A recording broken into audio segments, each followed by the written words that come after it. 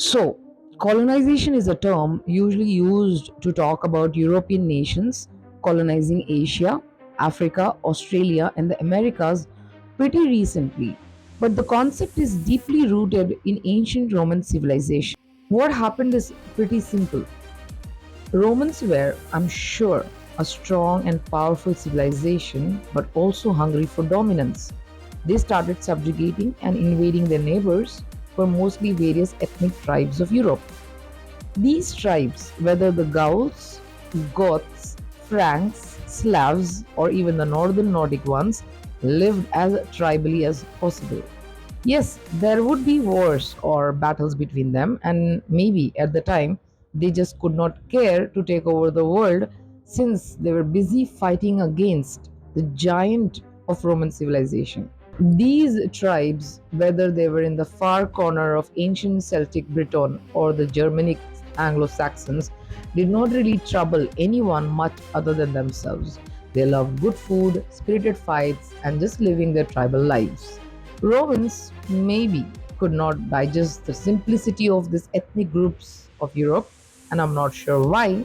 Like I said, it could be just the thirst for dominance, since a she wolf was the adoptive mother of Romulus and Remus. So they took over the entire Europe. Okay, not the entire, but majority of the Western one.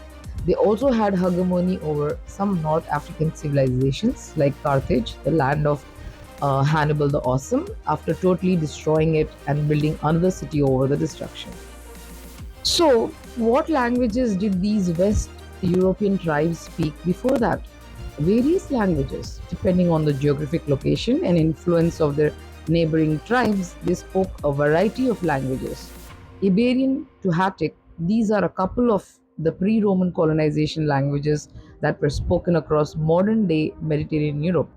Then Romans started warring and invading these cutesy tribes, whether it was West Europe, West Asia, or North Africa, and made it a thing to change everything about these tribes and succeeded quite efficiently in doing so.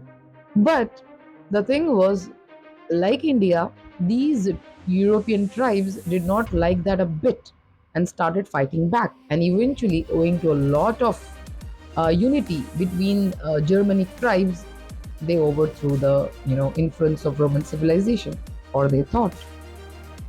Because by the time Romans were done imposing their culture, traditions, and even language, it was too late. These ancient European ethnic tribes had lost to the colonization. Their language became the Romance language, which literally translates to in Roman or in the Roman manner. Ta-da! There comes the modern day Spanish, Portuguese, and French. Since Roman power was limited and was not exposed to the pretty strong tribes of North Europe, they could not influence them much or at all. But then came Christianity, changing the history of medieval Europe, and well, rest is history, as they say. If you like this video, you can follow me for more. I would give you a hint of the next episode. Who were the first converts to Christianity, a West Asian religion, much before Constantine, the Roman emperor, decided to recolonize the entire Europe, appropriating West Asian culture and traditions just for, yep, dominance.